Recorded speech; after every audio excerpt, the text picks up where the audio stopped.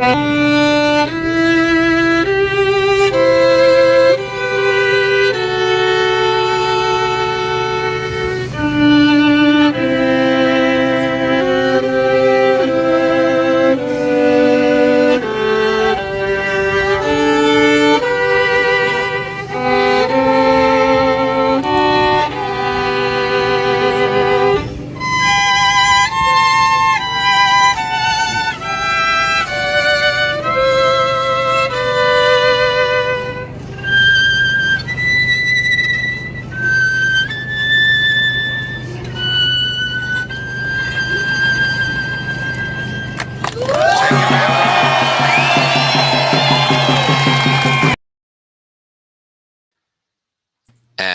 they're all clapping for you, Jason.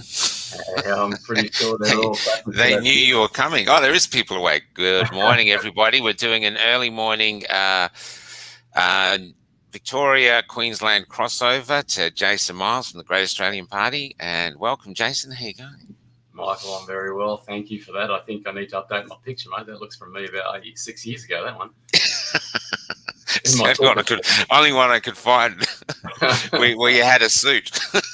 Yeah, well, I'm not a suit guy, and I do most of mine in tank tops now. I've moved back home to Queensland. So yeah. And how's it been up there? I mean, we actually get very little information down from the ground in Queensland. We just get it from the mass media liars. So how's it going up there?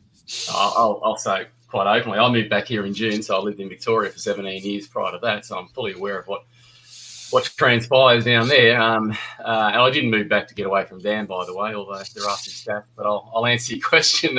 It's largely there'll be a procession if this thing goes through. It'll be like the flight into Egypt.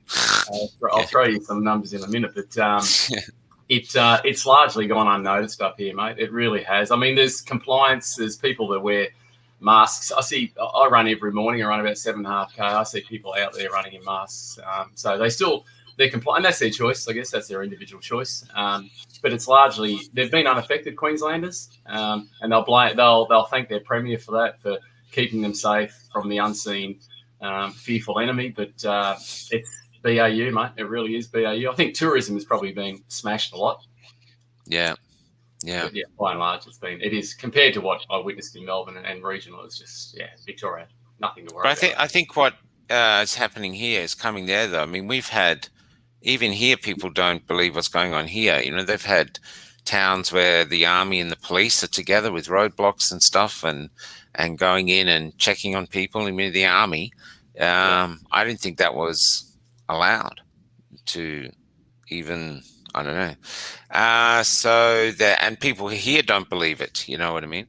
And now, of course, we've got this bill coming through, and this bill, to be honest, is the end of democracy in Victoria. And I can't see the way the premiers are acting, including yours, that they wouldn't think, oh, why don't we see if we can get the same bill up here? You know, just to protect people, just to protect your health. Yeah. And then I think it's very, very dangerous, because even someone like you who might be running against them, they might decide, hey, Jason is causing trouble, and into a camp you go.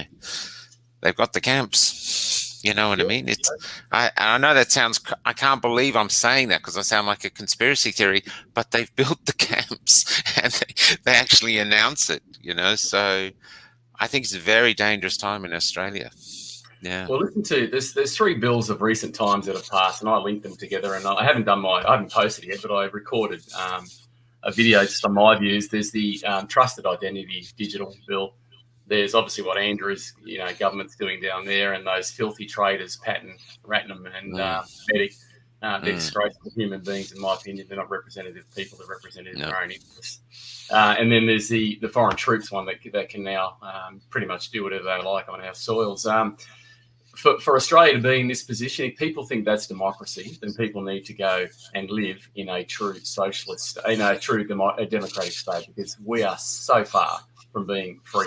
Even those that have decided to go down the path of legitimacy, ask yourself, I mean, are you really free? What do you have to do when you get into a restaurant? What do you have to show? What do you have to do? Like, sure, lock out those that decide to exercise their rights. But are you really free when you can't even move into a cafe without, doing this and then showing me that? Like, yeah. If you need a certificate to say you're free, you're not free.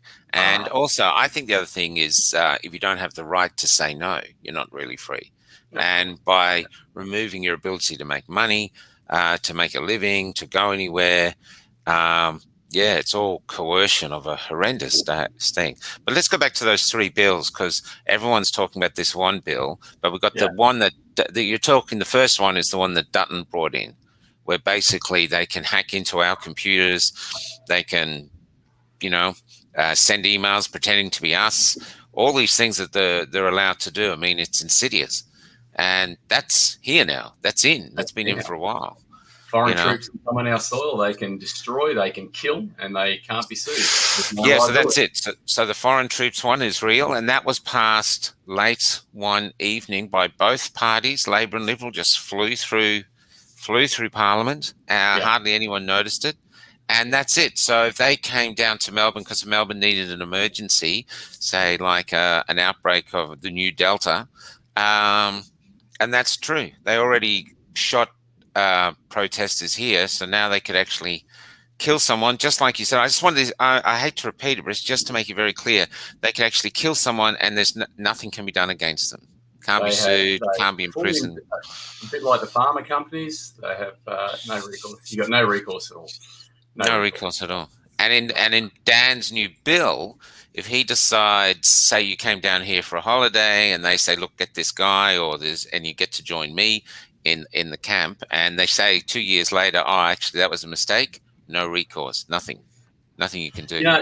And just look at that. I mean, look at the language these guys are using now, and the language that they've shifted from the beginning. And I'm not going to go down the path of whether COVID's real or not, or this is not about that. No. This is about disproportionality for me. And if everyone's still stuck on, the COVID, we're trying to prove whether it's real or not, then maybe we need to honestly take a giant quantum leap forward, and we need to be attacking this disproportionate response from government. This is not democracy at all, mate. This is just not a democracy at all. I mean, they've had all this time to build up the hospitals, to get but instead they're sacking nurses. Instead, they're advertising for nurses in the UK and around the world to come here, replace the nurses who have quit. The nurses who have quit because they don't want they don't want the mandated jab, and these are the nurses that actually fought the initial wave. They've been at the front line, and now they've come here. Now, another thing that reminds me of that is like in Stalin times, where you had the troops fighting on the front line, and then Stalin decided, oh, you're from the Ukraine, see you later, and he just threw them all in the gulag. I'm not saying it's a gulag, but basically they're just discarding these people as though now they're rubbish, and yet these were the ones fighting the actual pandemic when it first came. And the morality is just out of it's like our entire upper echelon has completely lost their moral compass. Maybe you need to approach John Paul Young and get yesterday's hero as the theme. Yeah. People were yesterday's heroes, and today they're actually persecuted in the streets, mate. Yeah. There was this. And people are really concerned. This guy came down to the protest from 4.5 hours away. That's his grandson who fought in the First World War when he was 17. He came down to the protest and he's just looking for hope. 17. 17, yeah. He must have gone a bit early. What an Aussie, like, to lie about your age to go to war. I interviewed a guy yesterday named Scott Miles. No association. My name, I changed it by default. I'm actually Italian. I won't repeat what my birth name is, but he's an ex-Navy, and I hope Scott's watching this. He's a lovely guy. He's an ex-Navy veteran, and his idea is to white feather these people, because white feather was a sign of cowardness, trade, and I think it's a fantastic idea. We can do peaceful demonstrations. Victoria, I watched what happened yesterday. It was a very busy day, but I managed to get a look at most of the footage, or a lot of the footage, and I think that the way Melburnians have always handled themselves in a peaceful way is testament to the quality of the humans in Australia. Like, we want peace. We don't want to be fighting. No, we don't. And the antagonising of the police, of Daniel Andrews' militia, the strongest city network cops that he's got down there, in my opinion, is the reason why we see the destruction and the anger amongst the people. Not the people. Yeah. The people are trying to do it peacefully. Well, that we had. Oh, here's Damien. Maybe let Damien know. Nice year to make it, Damien. Yeah. It's It's daylight saving in his suburb. He's a bit behind the rest of it. Damien, this is Jason Miles. He's a hey, Jason. Senate candidate for the Great Australian Party up in Queensland. Used to be for Victoria, but had the good sense to get out. Well, I didn't Sorry, my headphones fell off. Whereabouts are you standing, Jackson? I'm standing up in Queensland, mate. I've moved back home. I didn't flee. Michael's taking the, you know what? I'm taking the PISS. Yeah, you are. Well, I know people that have fled, so yeah. Well, actually, just give me that. Give me a sec. I looked at some numbers recently, and I haven't validated them, so I'll say that with, with some reservation. But 42,000 people. Victoria's the only state with a negative migration growth, right? 42,000 people fled Victoria in the last 12 months. 6,000 went into state. 36,000 people, 36,000 Aussies fled Australia. Yep. 36,000 Aussies. Now, we can't keep boats from coming here, and now we can't get enough planes to get us out of here. Well, we actually wondered if those boats were still available, if they didn't burn them all, because we might need them to head back wherever they came from. Honestly, it's insane down here. The rest of Australia doesn't realise just how insane it is down here. I think so. I'll say this to you: like, living back in Queensland, I moved back up here. I was saying to Michael off camera in June this year. So I've been in Victoria 17 years. Lived, Yarraville, so just over the West Gate there, and then Heathcote, Draper Stargaze, lived like stars, and then Connemara down near Torquay. So I was very aware of what was going on. Queenslanders, like, when I support these rallies in Brisbane, they're getting 20, 25, 30,000 people standing up. Let me say, they are very aware of what is going on. Queensland, now there's a lot of Queenslanders that are still buying into the government agenda, and that's, their time will come, I guess, when they see this for what it is. But there are a lot of Queenslanders that I speak to that absolutely see this for what it is and see with open eyes. You said it yesterday, Michael, I think, when I was listening to you, the death of mainstream media has arrived, and the arrival is civilian reporting. So the people are seeing it through civilian reporting because it's unbiased. There's no commentary, there's no snippet of a headline saying, bang, bang, bang, when the detail's different. Yeah, it seems to be the danger, though, doesn't it? Because it's like the media now, the mainstream media are actually doubling down on the narrative because they know they're losing control of it. So they're just doubling down even more, which is making their lies even more obvious. But I mean, like they're saying there was only 200 people at the protest yesterday, when on social media the images are everywhere. I mean, that violinist guy has just gone completely viral. There's Craig Kelly, there's Today. I've had other bloggers get by going, it's just going nuts. And because I was holding the thing, and I got everybody to take films of it. So there's all these different views of it, but it's still the same feeling. And so it's just spreading like crazy. And MSN has the audacity to say there's only 200 people there. Well, who's pulling MSN strings? I worked at 111 Burke Street for many years when I was in my corporate life. So I know Spring Street. I know that area very well.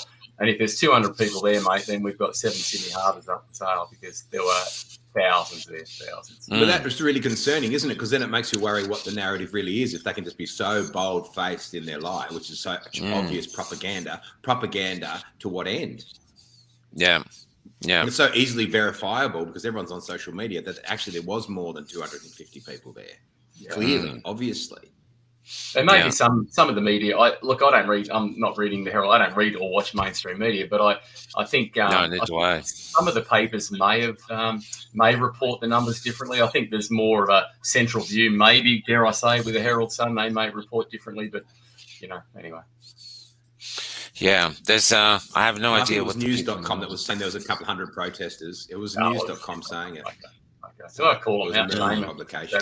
Yeah, but the Guardian. I mean, I used to read the Guardian. Right, Murdoch. Yeah, but the Guardian comes out just with bullshit now. They say most Australians want something, and then you see they've done a poll of like 1,000 people. You know what I mean? And and they're probably all in the office. I mean, it's just crazy. Even the ABC just seems to have the one narrative, and they're all singing the one song, and it's terrifying. And down here too, we have. It's been going on for a long time, though. It's been happening for a long time. But never like this. Usually, there's some kickback, but now it's all the one thing. You know, or maybe I just haven't noticed. But we got here. The theaters are all on board. So the universities are all on board. The universities are with the government. It's like the top echelon is just all beating the one drum. You know, it's insane. There's no fight back anywhere. The fight back is simply from the people. The people are on the streets going, we don't want this. And they're trying everything within their peaceful means to do it. I mean, people were saying yesterday there was all these people there. It's because they were allowed to protest. But I don't think when we turned up, there was police everywhere. And you don't know which way it's going to go. You just see, okay, there's a lot of police. Is it going to be bad? Is the armored car, Bearcat they call it, around the corner somewhere? They're going to bring horses in? We don't know. But even so, they're still there because they want to have their voices heard, and they can't have their voices heard any other way. Even on social media, they get banned if they say anything. How is it we've got the World Cup cricket going on? And I'm probably going to get persecuted for saying this, but I feel so strongly about this that we can continue to drop the BLM, and I'm sure Black Lives do matter. I'm sure we keep saying it. We've been down this path before, yet we cannot peacefully protest about the tyrannical government in this country without fear of being thrown on the ground and handcuffed and thrown in jail. Like, absolutely, if you want to protest or you want to kneel for Black Lives Matters, White Lives Matters, Brindle, fantastic. That's your God-given choice. Do it. But don't begrudge those that want to protest against the very tyrants that we put in place to serve us, not the other way around. Well, it was interesting that what they're doing down here now, I don't know if they're doing it from now, but they have these buses that they hire, like charter buses. And so if there's a protest, say there was a protest starting in your suburb, they turn up like 3 buses of them in like 15. They, apparently from what I've heard, they're causing the bus drivers to break the rules to get there. And so the bus drivers are getting fines because they're determined to get there and quash any sign of rebellion. And I was actually contacted by a bus driver who doesn't want to be mentioned, but they're saying that a lot of the police in this thing are really not happy with what they're doing. They're just not enjoying it at all. A lot of them are taking sickies and stress leave to try not to be there, but that's what it does. And what it's doing, Jason, is say if it's in your area, it goes to your area, quashes this little protest, which can sometimes only be 40 women nurses sitting in a park, and it sort of shows the whole area, don't rise up, or we will be here like an invading army and we'll crush you. That's what it's actually saying. I'm calling it sledgehammer approaches. And this is Aussies, because these police, they're our fathers, our mothers, our brothers, our sisters, they're our kids. And so they're using our kids to basically suppress us like enforcers rather than protectors. Yeah. And I think that's really caustic and damaging to basically the foundation of our society, because we need them to be heroes. We need the cops to be heroes. We need them to come and we need them. And we need our kids to go, if you're ever in danger, find a police, go to them. They're the heroes. We're now, not so sure. Yeah, look, maybe, and I keep looking for the goodness in all of this, for the upside. And I'd probably argue that, everything that exists is here to support us, and that may seem pretty hard. And I've got family in Victoria, and they've been pushed to the edge. So I'm in this 100%. I'm in this with skin. But where was I going with that? I was going to at a point there, but I've lost my train anyway. We'll how many seats are you guys running for in the Australian National Party? Well, Rod's just opened it up to the whole of Australia. So he's basically, we were looking mainly in the Senate because we need to be a little bit strategic about how we move through this. And just for everyone who doesn't know me, I'm not your typical. I'm not running to be a politician. End of story. Full stop. I do what I do because I want my country back.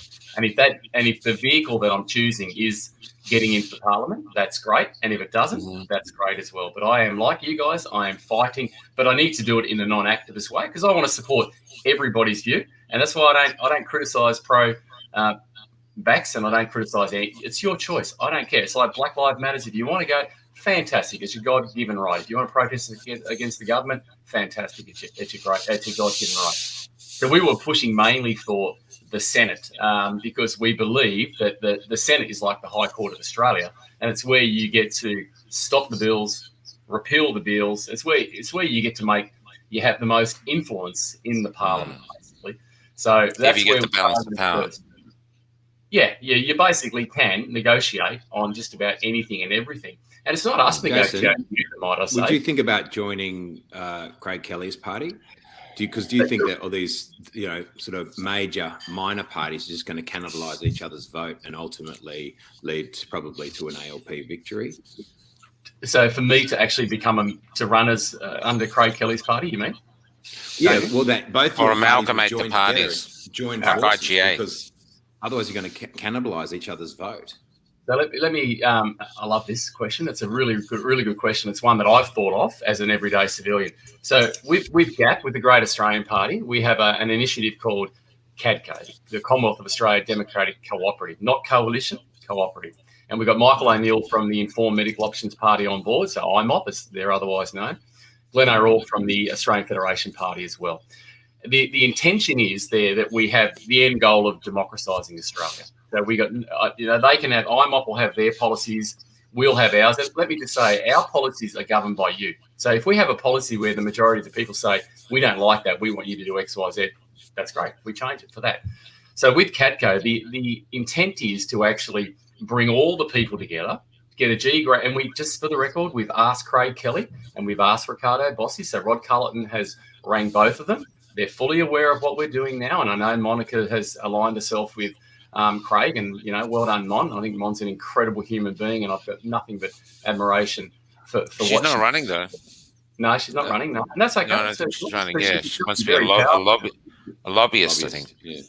Yeah. So, to finish your question, Damien, so we have asked them, and to be honest, I don't think we're wedded to CADCO. Like if 7 or 8 miners got together, and as long as one ego doesn't dictate the outcome. Yeah, but the problem will be that when the 7 or 8 miners run in the same jurisdiction and cannibalise each other's vote. Hear me out. Let me answer that question for you, mate, if I can. I don't want to sound like a politician because I'm not one. I'm not in there anyway. Well, you're answering your question, so you're already. I'm giving you the long version. But imagine if we had 7 or 8 of these parties together, right? And just hear me out. We have 7 or 8 of these parties together. And then we get the heads of them together and we have a strategy which says, well, show me the geographical footprint of Australia. So show me the lower house seats, and obviously the Senate will have all over, 6 at a time, 12 rotational.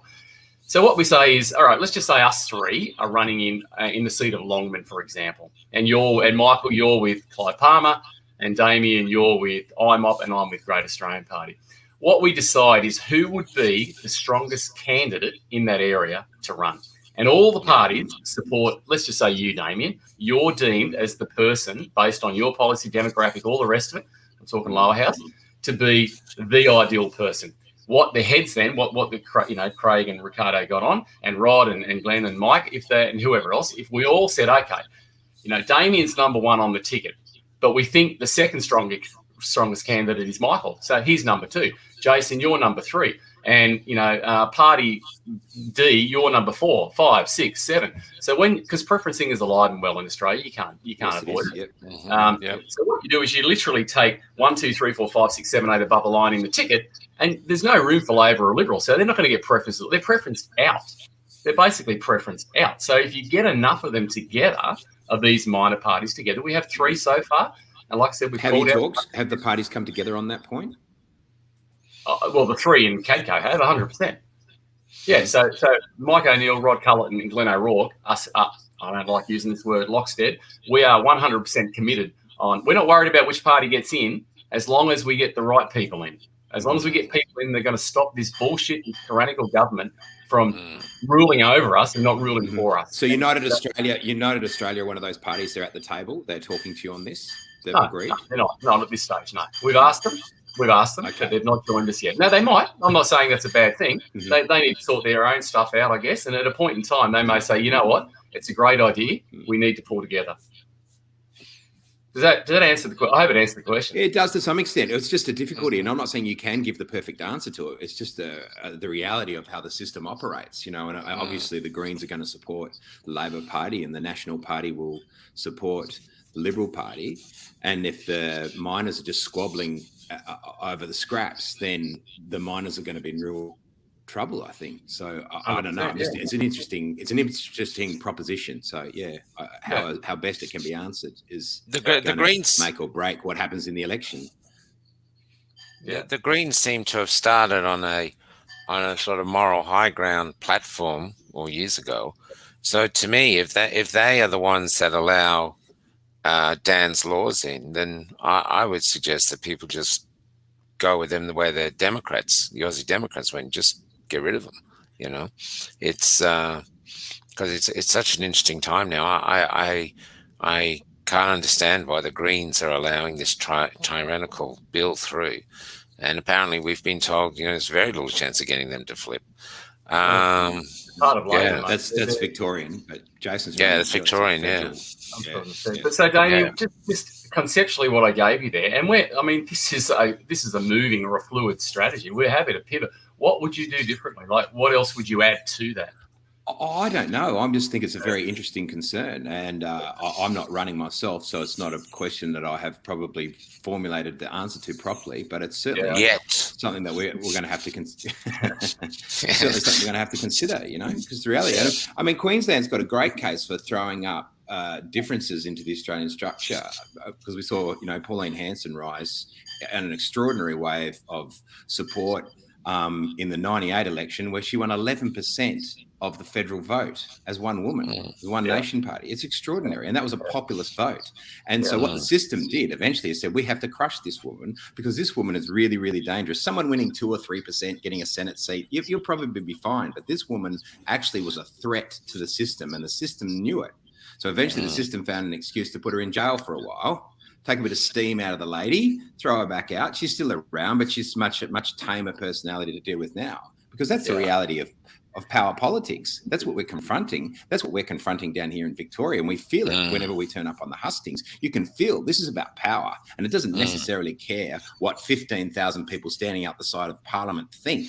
So much so that the mainstream media will even say there was 220 people. Oh, buggy you, we don't care. It's like it's snide, it's nasty, it's vituperative. It does not care less because it's about power.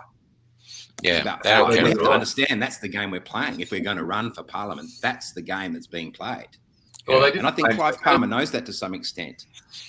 Turnbull did the same thing to Rod Cullen. So if you look at Rod's maiden speech, you look what Rod stood for in the Parliament. He lawfully took Section 42 of our Constitution, which seems to just be pushed over there and brought in whenever they want, under the auspice of the Australian government, not the Commonwealth government. They persecuted Rod. They found whatever they could find. They took, and still to this day, the federal police have not arrested him, not one.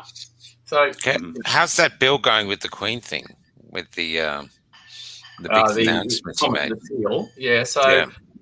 It's moving along. Things like this aren't going to happen quickly. So, for those that don't know, what Rod did was he went to the Attorney General and he wrote to the Attorney General. So we've got some brilliant constitutional experts on our team. Like they're not paid, but they're advocates for us. And Professor Augusto Zimmerman is the latest one to join. Highly respected. He writes for Quadrant magazine all the time. Yeah, no, he does, mate. I quite like Quadrant magazine too. Yeah, it's a good magazine. Yeah. It's a good magazine. Give him a plug while we're here. They're not much. I don't get it. I don't get Quadrant. So he wrote to the Attorney General's department, and he basically, in summary, for me, I'm a layman. He said he wanted to know what was the instrument used that gave Gough Whitlam the permission to change the Great Seal of the Commonwealth. And they came back and they said, nothing exists. Can't find it. There's nothing there. Nothing at all. Nothing. So what? And we know that. We didn't probably need the proof because Rod had already proved it in the UK court that Australia was illegitimate, if you will, in the changing of the Commonwealth. And I'm okay if the people of Australia want to become a republic and they want to go down that path and they want a president like a head of state, I got no dramas. That's what the majority of the people want. But in 1999, we said no to it. We said no. We didn't say yes to the Australia Act. And I had a Labor MP criticise one of my comments about asking the people if they want the Australia Act. And his comment back was, well, ask that idiot or something like that, does he still want to operate under UK law? And my comment was, well, what did we do before 1986? What were we doing before 1986? Is this Section 42 that you're talking about? Is it? I'm not quite sure. Is this Section 42? Is that what you're talking about? No, Section 42 is swearing the oath. But my point being, when did the Australian people agree to any of this? Like, we are the ones that govern the country, not the Parliament. We've just given that power up. We've got Daniel. I mean, I can't even stand to look at the guy, but we've got people that are ruling over us. It is true dictatorship. We've allowed this for some time, mate. That's not the way. They're meant to pass laws for the better of the country. Tell me how passing laws like the Trusted Digital Bill, the UN Foreign Treaty, obviously what Daniel's doing down there with you guys, is for the better of the people. How is that possible? Politics is the art of what you can get away with, by the looks of things. Politics is the art of what you can get away with. Well, and that's our job to keep into account, because the Senate's not doing it. The Senate's asleep at the wheel. How's Jackie Lambie going from there to there? Yeah, well, Jackie Lambie has been actually selling hate speech. I mean, it's amazing that there hasn't been violence coming from what she said. I mean, she's been saying they're going to turn up at the door of the anti-vax, who are actually just pro-choice people, and basically urging people to rip them out of the houses. If that's what she's implying. Yeah, I mean, we've got Clive Palmer to thank for that. Clive Palmer gave birth to Jackie Lambie's political career. There was a few just said, if I can interrupt, sorry, who just said that her husband was in construction and is still working. And this is the sort of thing where people need to stop looking at us as the saviours. They need to look at themselves as the saviours. But there was a comment there like that. And she mentioned about her husband was in construction and managed to keep working, but it was challenging. It was difficult or something like that. You know what? Get her, whatever the process was, get her to share that with everyone, because there are loopholes, I'm sure, that some people have thought of or managed to get around and work out and share it with the broader masses. Like, we're looking at 3 or 4 different things right now that we're trying to shut this down. I can't share them with the people. I don't want to share them with the people right now. But if that one she can put in the public domain, then go crazy. That's the sort of stuff we need to bring through. Well, there's lots of people, like the Australian Post found a loophole, but there's other people. I know in the construction thing down here, apparently there's quite a few unvaxxed guys working, but it's only if you're quiet. If you're outspoken, you're gone. Yeah. So if you speak up, you're gone, because they need them. They can't. The whole industry can't exist without it. In fact, apparently. One big development I hear was just closed down because they're all vaccinated there, and they got a COVID case, and so they're shut down now for 14 days. I just can't understand how the construction site can. They must be bleeding billions of dollars. So, from forgetting the social thing and forgetting all the thing about the choice of taking the vaccination, I just can't see how the economy is surviving. I mean, it just seems to be hemorrhaging. I mean, last night I went out down Latrobe Street, not Latrobe Street. What's the street with all the cafes on? In the city. Yeah, in the city. All the restaurant things. Burke. It's in the other side near La Mama. Anyway, it's a major restaurant street, all Italian restaurants and stuff there. That usually Lygon Street. Lygon Street. And they're limited. They've got long lines outside, only little people there. So even now that they're allowed to come back, they're still struggling. And now we found out that even though the unvaccinated are allowed to go shopping, that's only till November the 24th. And then that's going to be rescinded. So if you want to get your Christmas shopping and you're unvaccinated, do it quick, because that's the best available science, Michael. That's the best available science we have at the moment. That tells us. I hear that used a few times by you. That's the science. Argue the show. Yeah. Yeah, And Michael, you say this yeah. thing about Australia Post finding a way to get around. It was a federal thing, yeah, because they're under federal. So, well, I hate to be really cynical, but I reckon it's because Australia Post is the delivery system for Amazon, and Amazon is one of the businesses that they want to keep going. The businesses you're talking that they're crushing, the small to medium enterprises, but they want them gone in this new globalist system. So there's absolutely, I'd say that. Guys, I actually care about crushing the economy. I worked for Australia Post for 29 years, so I'm very familiar with Australia Post, their network. Star Trek obviously was the main commercial freight side of it. They may deliver for Amazon. I mean, if you go to America, Amazon basically rules the parcel delivery service over there anyway. It is a genuine loophole that, well, ask yourself the very question about federal employees. Why is it that no federal employees were stood down, yet small businesses were smashed? They're allowed, public service keep working. Why could judges be exempt from taking the you-know-what? And Australia Post simply, it is still owned by us, the people, so it still sits under the Commonwealth legislation. So I think, Damien, I'm going to say that maybe there's an element of what you're saying is true there, but by and large, they are protected by Commonwealth law. And if the Commonwealth law protects them, whatever, and Sue Davies, I know Sue very well, she's the head of HR for Australia Post, for her to come out and support that, she would have ticked every box. So let me tell you, she's not just saying, it wouldn't have just been, to protect X, Y, Z. She would have done her due diligence very well. Time to take the tinfoil hat off, Jason. Is it? No, it's not, mate. No, because everything you said 12 months ago is true. But I'm just saying that to defend. He's trying to keep his Facebook page on air because we're living in Stalinistic times. You mentioned the hot word, you're off. If you do that, you're off. So you've got to tread carefully through. Amazon here is saying if you're a close contact, you don't have to isolate. You just have one negative test and you're back at work. So that's interesting. But I think that they need to keep the judiciary on side, don't they? If they're going to enforce if there is a new world order we're looking at, they certainly need to keep the judiciary on side. So I imagine why they let them off the hook. I've heard the police in Victoria are getting bonuses to keep them on side. Yeah, I heard from a reasonably reliable source. I could be wrong, definitely could be wrong, but it's hard to know that they got like $1,500 bonus. The police. So if you look at what you said there about the front line, the stupidity of the stupidity of the Australia Post employee, not them in particular, but that particular piece of legislation. This virus isn't smart enough to know whether you're a Commonwealth or whether you're working for a private enterprise. Like, this is why we need to continue the conversation around the disproportionality of what's going on. Because if I work for Aussie Post, and like I said, I spent many years in 111 Burke Street, just down the road from where you guys were yesterday, then I'm working under Commonwealth legislation. Why am I any different? Like, as a human being, I'll tell you why. I'm not going to catch anything because I look after myself. But I'm no different to Johnny come lately working in the local cafe. Like, this is the thing we have to change the conversation. This is all about disproportionality. There's no. You said it so well. That's hypocrisy, and in a totalitarianistic thing. We've been talking about this all week. You have to live with hypocrisy. So now you can actually go work in a shop that just sacked you because you're not vaccinated. So you can't work there, but you can shop there. As Damien said, because the virus can tell the difference. The best available science. Could change later on in the next 5 minutes. But at the moment, the best available science tells us that. That's what the show's saying. Doesn't Victoria have, like, incredible abortion laws down there? Like...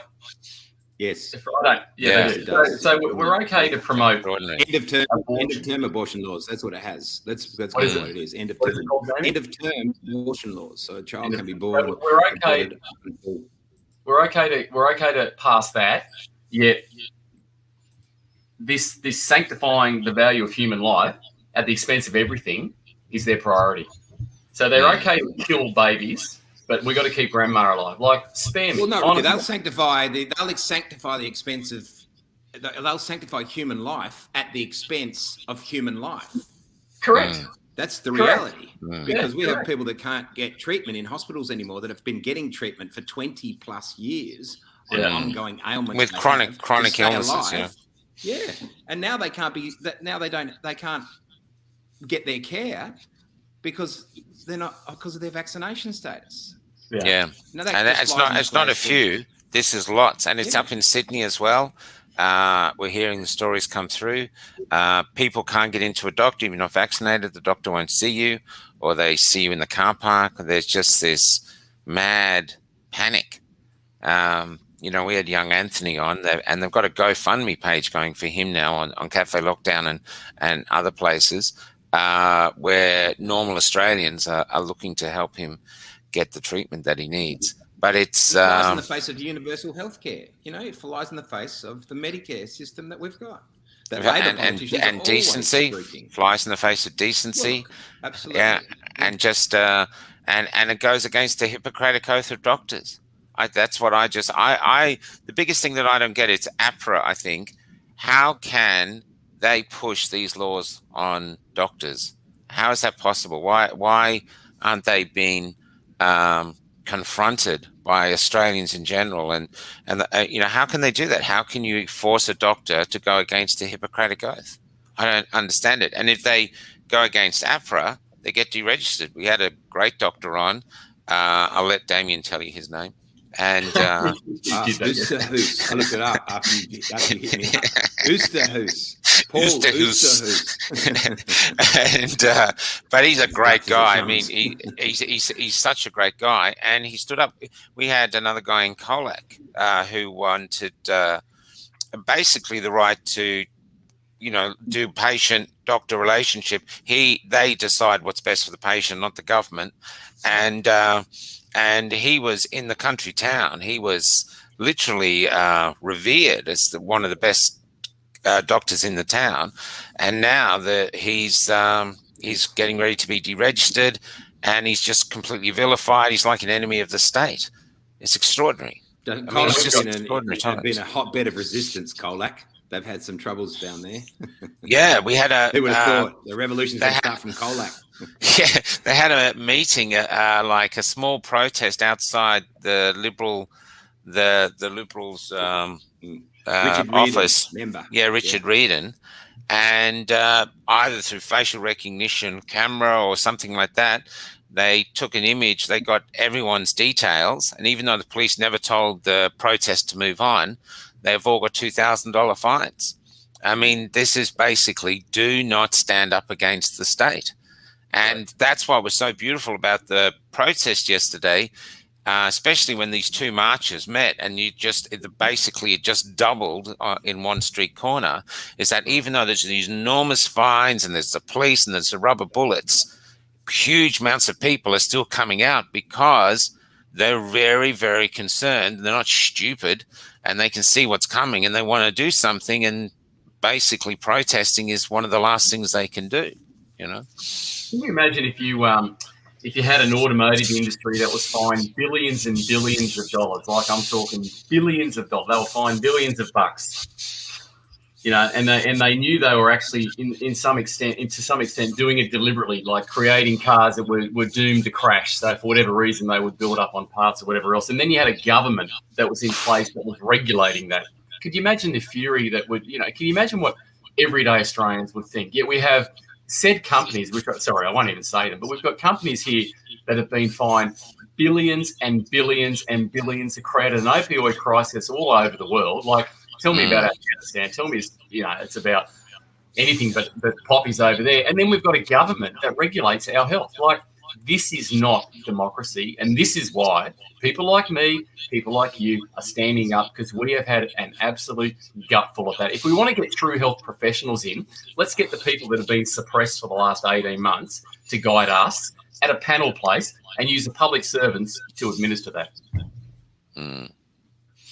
Well, we're living through, is this a fourth industrial revolution that's going on, isn't it? So there is some change, some massive seismic change in the way we conduct our lives as human beings on this earth. It's what say do we as the people have and what this change will look like and how it'll eventuate. And it's like our masters or whatever, the elites have decided this is what it's going to be and this is where we're taking it. Yeah. In whose greater interest, I don't know. Yeah. In their own. Yeah. Can I ask you two a question? Ooh. So we know. What do you think, David? He can ask you. We know that conversations are difficult to have, and we know society, we've allowed ourselves to be divided. It's polarizing. How do you think people should couch conversations with this particular topic? Because it is it's just global. You can't just push it. I've got friends that just won't even talk about it, and I refuse to actually be part of that, because it has to be talked about. It has to be expressed. What do you guys think is the right way to take that conversation forward? Yeah, it's very, very difficult to have this conversation, because this is what dividing families. And one of the things dividing the people is the fear. I mean, that violinist that we had on, everyone is raving about him, except an orchestra that's full of doctors and lawyers that he was meant to play with, that have ostracized him, not because they got a fear of the virus, because they got a fear of retribution from the government.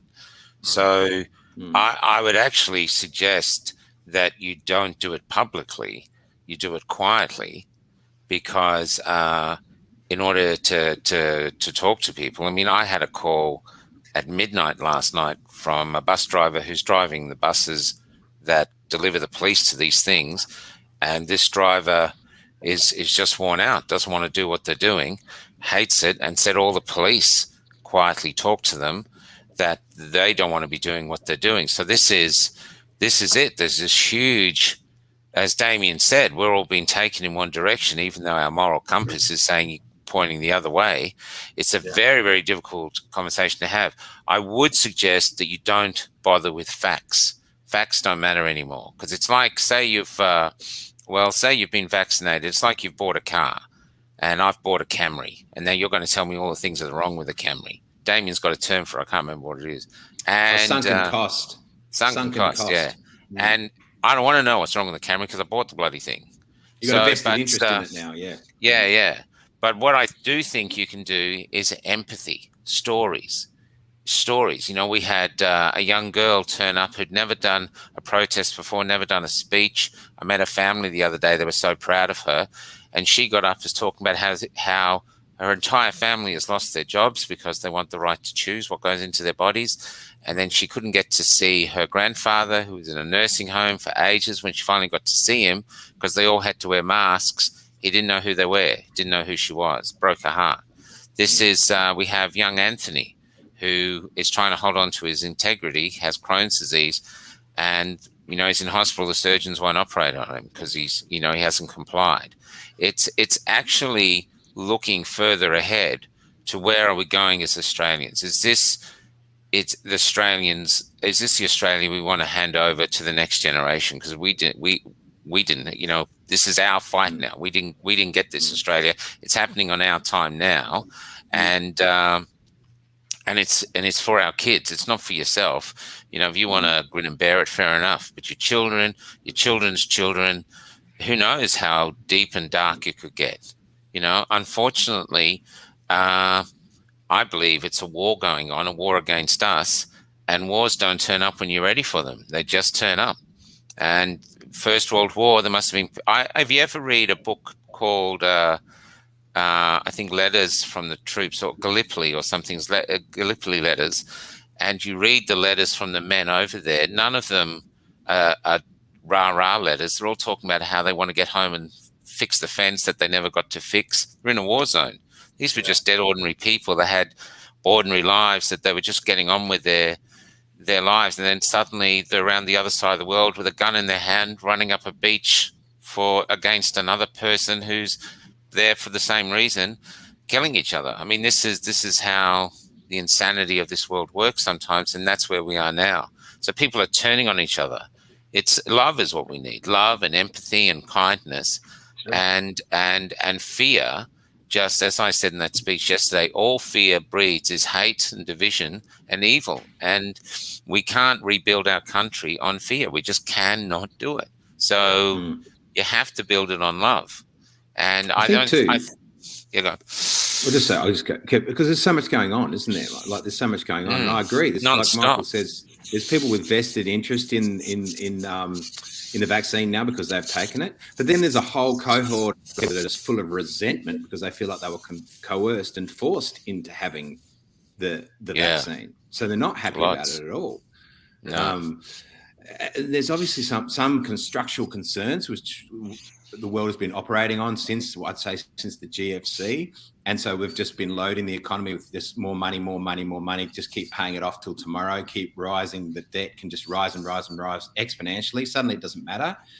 there's all this creative accounting. You don't have to pay back your debt anymore. So I never grew up in that world. I was always told, no, well, that's the problem. You borrow money, mate, you're going to have to pay it back. I still have to pay the bank back somehow, but suddenly nation states don't have to worry about paying any debt back.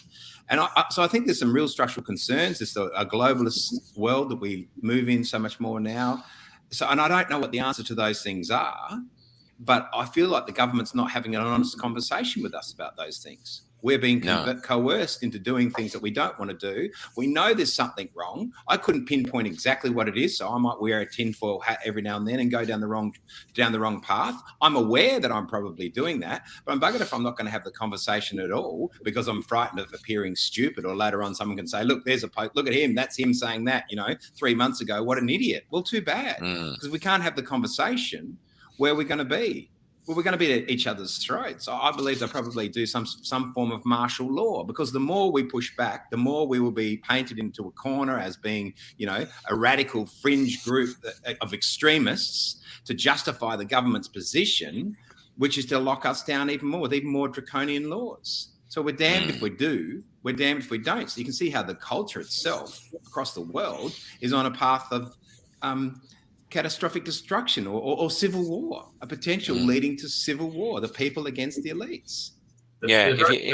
Those words, Damien, you are, in my opinion, an everyday hero, mate, because what you're saying is, I don't know, but what I'm doing is taking a position based on what I know. And if everybody just at least looked within themselves and said, I mean, the obvious one I copy is, I have to prove things be within an inch of their life. Yet these same people that challenge me are okay to believe a government that flip-flops, it just does everything. The very fact that you don't know the answer is okay. Like, that wasn't a loaded question for you two either, by the way. My view on it is I probably have... it's really nice. He's going to take us out. I know, thanks, mate. I love the show. I love what you guys do. But I think everybody, the way I deal with it, I'm not triggered. I live in Victoria, so it's not like people can say to me, "Oh, you don't know what it's like." I do, right? But it's still your problem. Australia has to hear this is your problem. What's happening here?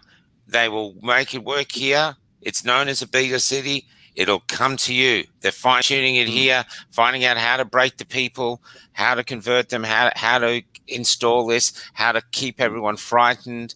I mean, I know if you're not in theatre, you think, oh, what does the theatre matter? But the theatre is supposed to be theatre for the people. It's supposed to represent the people. It's supposed to be about no discrimination, no bullying, letting all the minor voices have a say. That's why all the funding goes to the minor voices. And now they're going, all the minorities except that minority, get them on. They're not allowed in. It's apartheid. I mean, it's just extraordinary that suddenly their morality has rewired itself. They are doing things now that 2 years ago, they'd be going, you'd be a conspiracy theorist if you said at some point you're actually going to become an apartheid community, the theatre world. And so that's the theatre world, the churches. I mean, we have some brave priests coming on, and there are brave priests out there, but the churches are segregated. That goes against the very teachings of Jesus. That's why people are saying this is Marxist. It's anti-religion. There's no way on earth, whether you believe Jesus existed or whether you believe he's a myth, either way, there's no way Jesus would segregate his community. And we are built on the fundamental principles of the teachings of Jesus Christ. That's what we're built on. That's our fundamental core. Do unto others as you have them do unto you. Okay, so I can discriminate now. These are deeply, deeply worrying things. I think people like to remove the religion part out of Christianity and look at the fundamentals of it, like you said, Michael, so eloquently there, mate, whether what Christ said is, whether Christ is real or not to people, but have a look at the foundational principles that he stood for and that are written. I mean, they are based, they're in every one of us. You don't need to tell me don't kill. I get the fact that's not a great thing to kill or do harm, but the programming's there. I guess what I would say to the question I asked of you two is what my approach is to keep creating. So I create every day, and that might be a conversation with you two guys right now. I don't know where this will go or where it'll lead to. And I had a conversation with a young lady in Bunnings the other day because I've not worn a mask from day one. And I'll just say there are 4 elimination channels with the human. There's defecation, urination, there's perspiration, and there's respiration. And if you're wearing a mask, you're not, one of those channels isn't operating, and you're taking that shit back into your own body. But I was talking to this young girl, and she was obviously masked up. She has to be. And again, no criticism to her.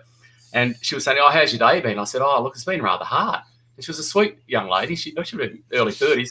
And she said, "Oh, why is that?" And I said, "Oh, I've just had to have a conversation with someone about who had an adverse reaction to what."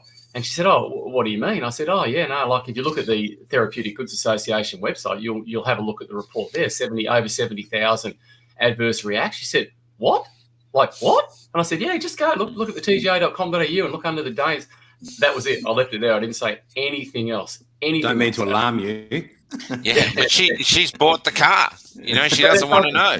Well, that's it. Well, she does want to know, though, Michael. That's my point. I think if you're creating every day, you're not focusing on what's triggering you. Like it's there, the shit's there, and it's there every day. But if you oppose it every day, you don't move forward. You're never ever going to create anything. Well, an interesting thing now. This is from 2 people. I've heard this now. They're not going to get the 3rd jab. This one person I talked to last night is actually thinking of getting up and leaving the state just to get away from the 3rd jab. They don't want it. They've had a reaction to both of them.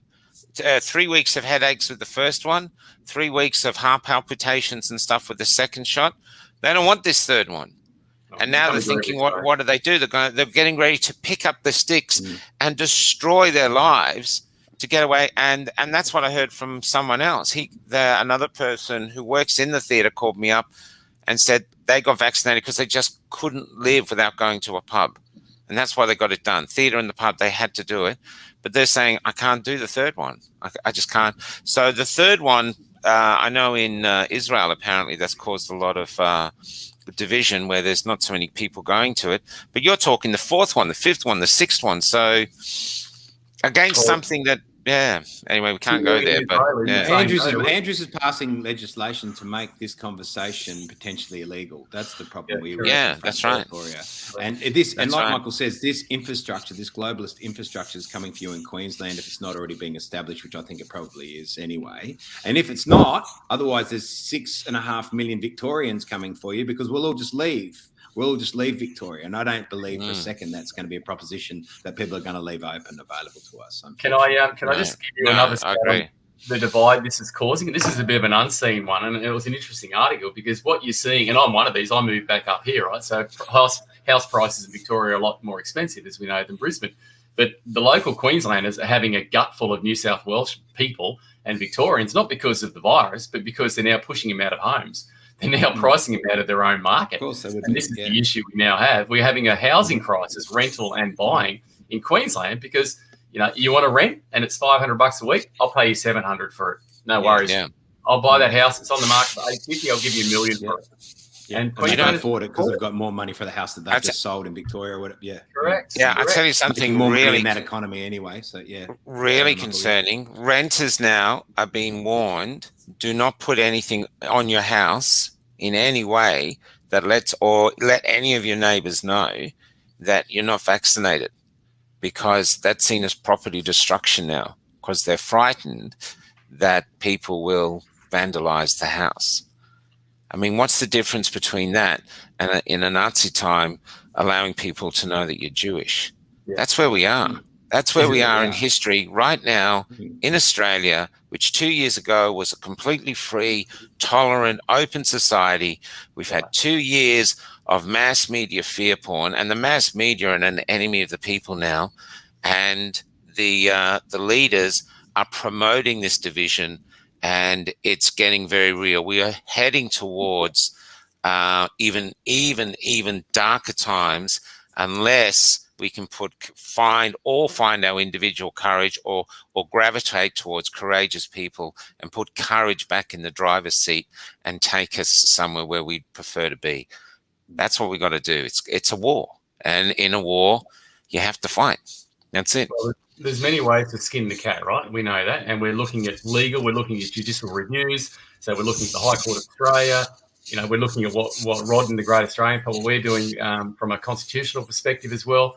But I'll say this, if everyone, and I get 300 or 400 messages a day, and I just can't respond. There's only me, a bit like you said when I was listening to your live, Michael. You're the tech guy. Well, I'm everything as well in my little world. If everybody had a conversation about voting, if everyone said, and voting is just one vehicle, and if you want to say it's no good, it's rigged, then well, then what do? I guess you've got to have options to move forward. But if everyone was having conversations about voting, who are you going to vote for? Well, make sure you don't, you vote for 1, 2, 3, and make sure your preference, if at all, Labor and Liberal. You want to break the two-party system? Just have a look at what I mentioned earlier. Just don't even give them a Guernsey. Don't even give them a Guernsey, because the preferences are what fills these seats with them. And if we can get this cooperative really humming along, then who's to say you can't even form government? I don't know. We've got to do something, though. We've got to keep every day. We have to keep moving forward, because without that, we stay in this pit of hell and despair. And I'm not staying in that place. Max Egan's buggered off to Mexico for his own reason. Yeah. I actually also very concerned that the election in November is too late. I mean, if Dan gets these laws passed, he could probably push on. We're talking about the federal one too in March 1st. Yeah, the federal one. Yeah, we're talking. But Michael, so here's the thing. Again. We say hold the line, and I get this has been 20 months. It's been 20 months for mostly all Australians. Now we're having the divided community. But you guys are going to an election next year. So 12 months more out of your life, 12 months more of this shit rising up that you can see. All the... I don't know. They'll put a polling booth in the camp. Do you think they'll do that, Damien? Yeah, I think the unvaccinated probably won't be allowed to vote. But also he'll have these pandemic laws at his disposal. I'm sure there'll be a pandemic around the time of election, and it'll be like the American election was. We'll all be voting according to what were those machines called? It's not going to be an open and fair election. They're bringing allow in. It to be. Why would they? Machines, yeah. It's like we don't have. Well, someone said, "Oh, we've just realised we don't have a Bill of Rights." Well, they're certainly not going to give us one now, So, and that's my fear with the courts. Time of upheaval, though, like you said, there's a time of upheaval now, right? So everything's being thrown open, and they can't control it, but they will run around trying to patch up those bits that they've lost control over, because that's what they do. So they've allowed now an opportunity almost for the first time, I'd say, since Federation, where there's a chance where some of the minor parties have a serious opportunity of gaining some real control in the parliament. I've never felt that before in Australia. I've always felt like, the two-party system, because it's just I've always voted Labor, my mum's always voted Labor, I've always voted Liberal, my dad always voted Liberal. That just kills any dissent. But it feels like suddenly there's that chance. But they'll close that chance down. Yeah, I think so, yeah. They'll close that chance down. They might not be able to by March, but I reckon by the time Dan gets to his election, he's got a keener eye on this, I think, than a lot of them. He'll close that opportunity down by he's the real deal. He's the real deal. Yeah, and I do believe Damien, and I agree. I think, like you were saying, Jason, finding some way to bring the minor parties together, even like an IGA thing. You know what I mean?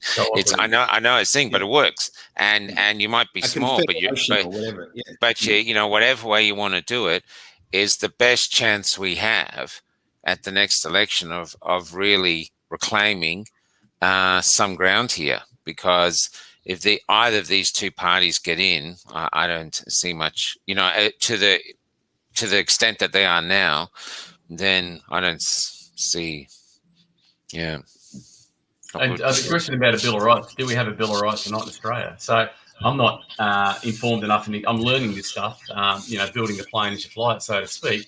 But maybe I've had this question asked of me many times, but what happened at Federation? Did habeas corpus, did the Magna Carta, did the Bill of Rights, did that all come through? I think the answer is yes, in my opinion. It did come through. I've heard Magna Carta, people have been doing that at the protest. I saw some guy had a copy of it, said we're allowed to do it. But, if all the independents got together and say the one thing we're running on is if we get in, we're going to try establish a Bill of Rights, that would have loads of people coming across, because people can get it, people can see it, and then we'd learn it. You know what I mean? So people are ready for a change than never before, because the Magna Carta is interesting because that put a limit on royal prerogative. They put a limit on the king, what the king could do as a representative of God. Basically, the king was on earth, but it really suited the merchant and elite class, because they were the ones vying for the power. And it was only years later that it sort of filtered down, trickled down to, the common man, sort of protected him to some extent as well. It's interesting.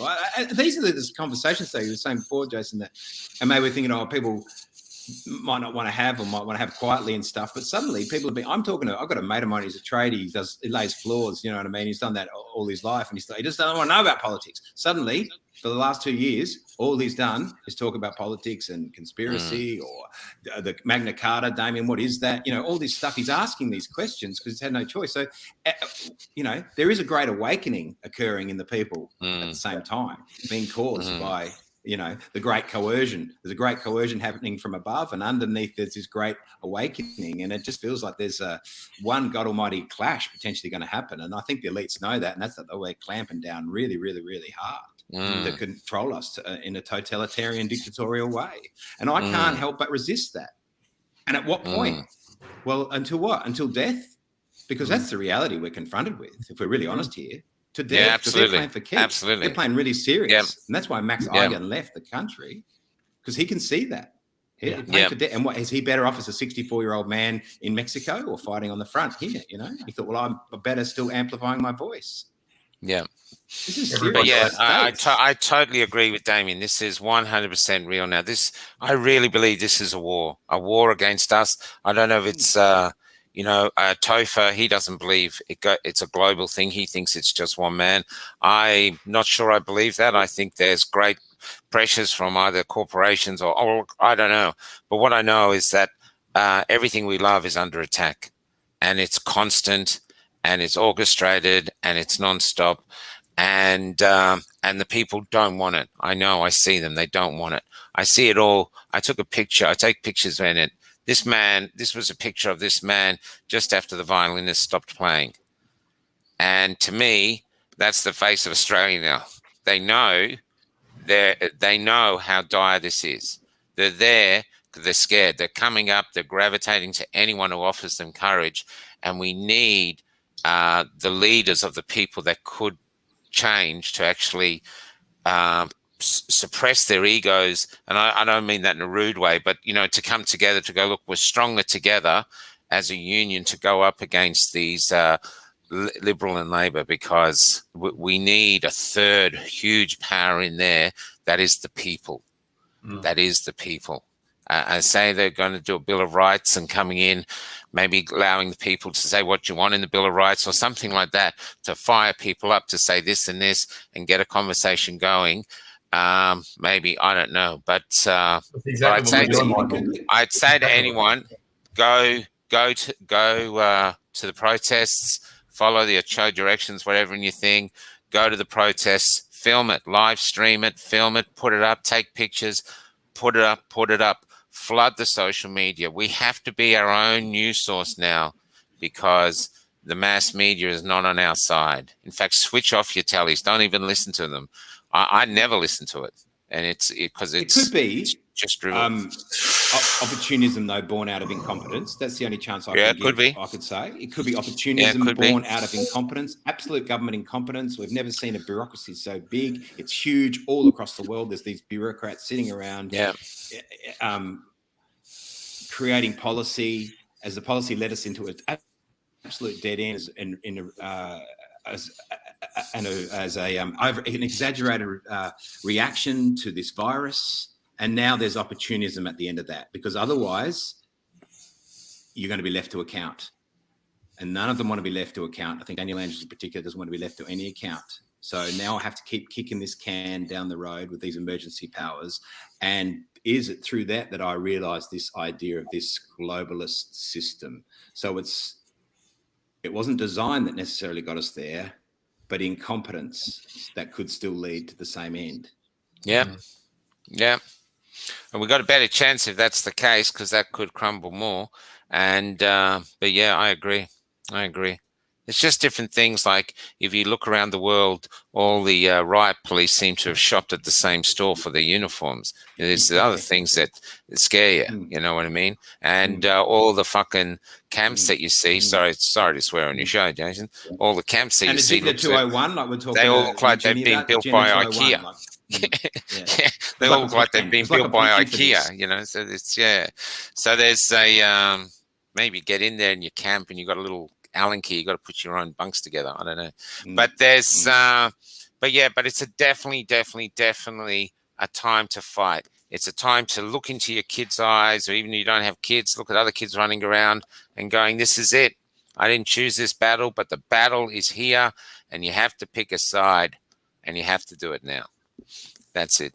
And the future will depend on where you stand, can depend on where you stand. It's that important, and it's that real, and it's right here, right now. I have to go to another protest now in Caulfield. So a music get-together where a lot of the washed and the unwashed are getting together just to socialise, all in our little groups. And you're more than welcome. What's that big park in Caulfield called? Can't remember. Anyway, it's a massive park in Caulfield and near High Street, and everyone is welcome, except for the poor police. Please don't come. They'll already be there. Leave your bear cat at home, and we're going to make daisy chains rather than have rubber bullet parties. And I'm sorry, Jason, I was late getting on, guys, too. I had some internet connection problems, so I just couldn't. I rang you, Michael, but I couldn't get through. You already on the stream properly, but yeah. Anyway, it's called sleep. I reckon you were just in your bed going. Fully professional. At least we had no tech difficulties today. There you go. That's a new thing for us. And look at this. Look, this is around the corner from where I live. It's like a Stalinistic propaganda thing. And everyone was raving about her when she first came in. Now she's celebrating the fact that she's having apartheid in New Zealand. It just defies logic, defies moral logic. She's a strong woman. Come on. Yeah. Okay, I'm going to go. Jason, pleasure to have you on. I hope I've helped. Always good to have conversations, mate. That's exactly what we need to do more of. The numbers are good. If you're in Queensland, in his constituency, please vote for him. Find him, share his posts. He's actively posting all the time. It's and that's one way to fight. If you're not welcome, if you're not comfortable coming to the street, share. And if everyone attacks you, block them and just share. Just keep doing it. Just keep it going. Keep it out. Thanks, Jason. Keep good to chat, mate. Yeah. Thanks, Damien. Thanks. You guys, let me just say this. The work you guys are doing, I mean, they've tried to cut it. They've tried to cut many people off here, like, shut them down. And people just keep rising up. And that is the strength of Australians. That is the true spirit of Australians. So well done to both of you. You asked some really great questions of the people. And I think that is the power. Keep asking the questions of the people. No, you do it really well, guys. There's a lot more than us. We're just two of a mob. But anyway, I'm going to go out with the same violin. So this guy's Markian, and we're trying to sell him as the people's violinist. So I'm making a hero, this lovely young man that the art world has discarded, and yet now he's going global around the world. So all your other violinists out there is on Dan's side. This guy's name is probably going to be remembered, and yours is not. Think about that, artists. See ya. See you guys.